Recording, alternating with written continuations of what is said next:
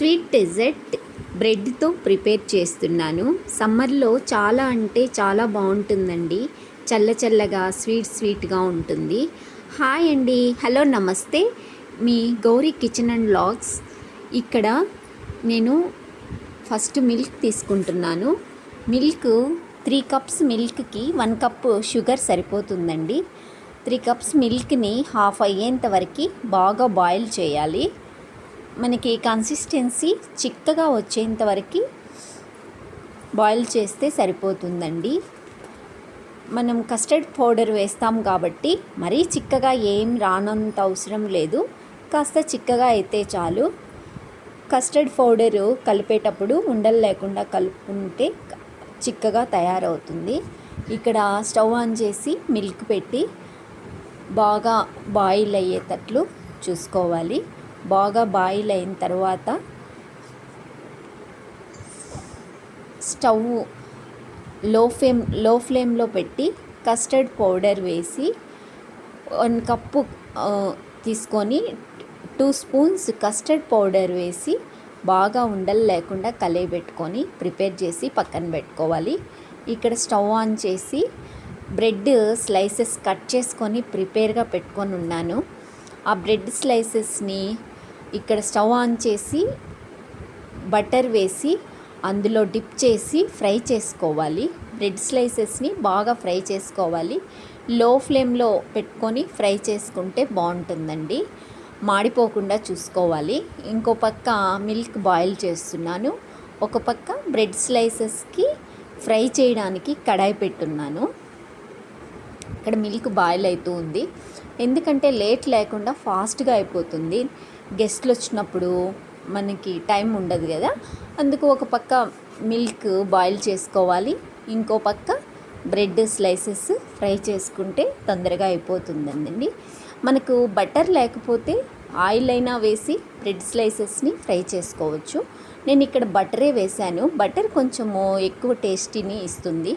Taste బాగుంటుంది oil కంటే కూడా. ఆయిలీ వాసన వస్తుందండి. అందుకే ఇక్కడ నేను బటర్ వేశాను. ఇంకో పక్క మిల్క్ బాయిల్ అవుతూ ఉన్నాయి. బ్రెడ్ స్లైసెస్ని రోస్ట్ చేసి పక్కన పెట్టుకున్నాను. కొన్నిగా వేసి లో ఫ్లేమ్లో పెట్టుకొని ఫ్రై చేసుకుంటూ ఉన్నాను. ఎక్కువ మాడిపోయినట్లయిపోతే టేస్ట్ మారిపోతుందండి. కాబట్టి లైట్గానే ఉండాలి. అయినా కూడా నాకు ఇక్కడ కొంచెం ఎక్కువ రెడ్గానే వచ్చాయి. అలా లేకుండా లో ఫ్లేమ్లో పెట్టుకొని మీడియం గోల్డెన్ కలర్ వచ్చేంత వరకు ఫ్రై చేసుకుంటే బ్రెడ్ స్లైసెస్ని సరిపోతుందండి. 1 బై 1 నేను స్లైసెస్ని ఫ్రై చేసుకుంటూ ఉన్నాను. ఇంకో పక్క మిల్క్ బాయిల్ అవుతూ ఉన్నాయి. మిల్క్ బాయిల్ అవ్వడానికి కాస్త టైం పడుతుంది. ఎందుకంటే హాఫ్ మిల్క్ అయ్యేంత వరకు బాయిల్ చేయాలి కాబట్టి కాస్త టైం పడుతుంది. అంతలోపల మనం ఇక్కడ బ్రెడ్ని స్లైసెస్గా కట్ చేసుకొని బ్రెడ్ ఫ్రై చేసుకొని షుగర్ సిరప్ తయారు చేసుకొని రెడీగా పెట్టుకుంటే అటుపక్క కస్టర్డ్ మిల్క్ తయారైపోతుంది. తర్వాత మనము ప్రిపేర్ చేసుకొని ఫ్రిడ్జ్లో పెట్టుకొని 1 అవర్ తర్వాత సర్వ్ చేసుకోవడమే. అందుకు 2 పక్కల నేను ఇక్కడ ట్రై చేస్తున్నాను. ఒక పక్క మిల్క్ బాయిల్ చేయడము, ఇంకొక పక్క బ్రెడ్ స్లైసెస్ తయారు చేసుకోవడము. ఇప్పుడు 3 కప్స్ మిల్క్కి 1 కప్పు షుగర్ అక్కడ మిల్క్లో వేశాను. ఇక్కడ 1 కప్పు వాటర్కి 1 కప్పు షుగర్ కడాయి పెట్టి షుగర్ సిరప్ తయారు చేస్తున్నాను. ఈ షుగర్ సిరప్ తయారు చేసేటప్పుడు హై ఫ్లేమ్లోనే ఉంచుకోవచ్చండి, ఏం కాదు.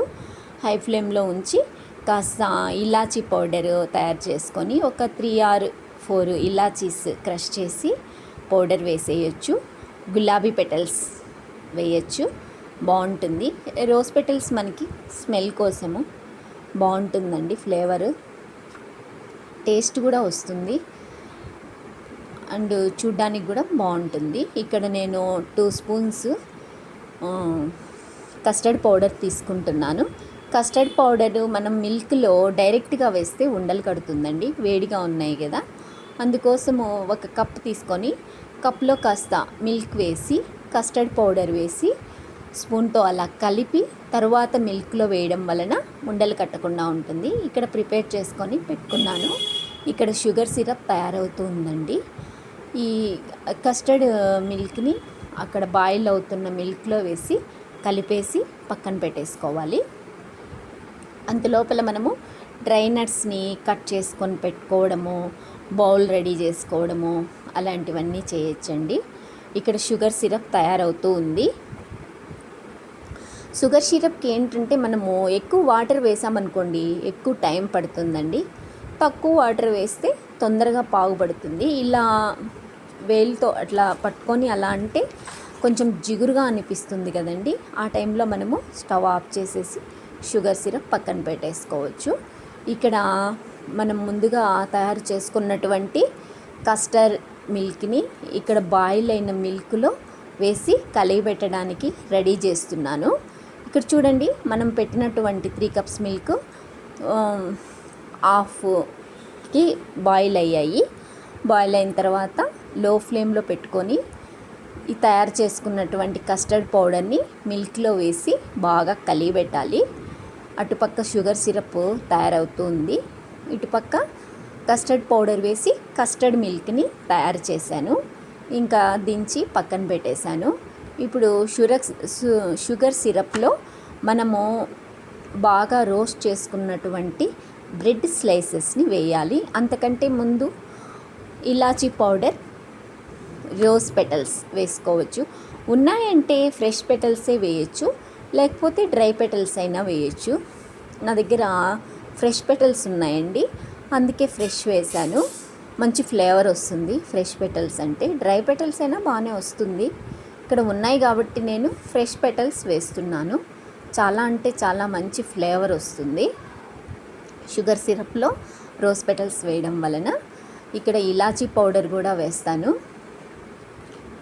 తర్వాత అందులో బ్రెడ్ స్లైసెస్ని ఉంచి కాసేపు అదంతా లాగేసేటట్టు ఉండనివ్వాలి. షుగర్ సిరప్ అంతా అది ఇంక్రీజ్ అవ్వాలి, అదంతా లాగేసుకోవాలి బ్రెడ్ పెటల్స్.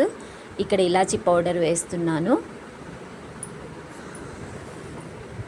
బ్రెడ్ స్లైసెస్ ఈ షుగర్ సిరప్ తయారైన తర్వాత బ్రెడ్ స్లైసెస్ ఉంచితే అంతా లాగేసుకుంటుందండి షుగర్ సిరప్ అంతా. ఇదో ఇలా ఎగిరిపోతుంది.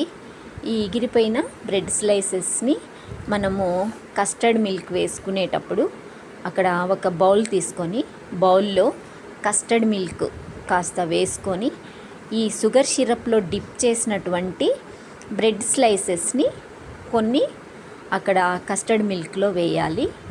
మళ్ళీ కాస్త కస్టర్డ్ మిల్క్ వేసి దానిపైన కాస్త కస్టర్డ్ మిల్క్ వేసి మరలా షుగర్ సిరప్లో పెట్టుకున్నటువంటి షుగర్ సిరప్లో డ్రిప్ చేసుకున్నటువంటి బ్రెడ్ స్లైసెస్ని మళ్ళీ కొన్ని వేయాలి. అలా 1 by 1 వేస్తూ మనము డ్రై నట్స్ కట్ చేసుకొని ఉంటాం కదా, ఆ డ్రై నట్స్, రోజ్ పెటల్స్ వేసుకుంటూ గార్నిష్ చేయాలి. ఇక్కడ తయారైంది కదా, చాలా అంటే చాలా బాగుంటుందండి.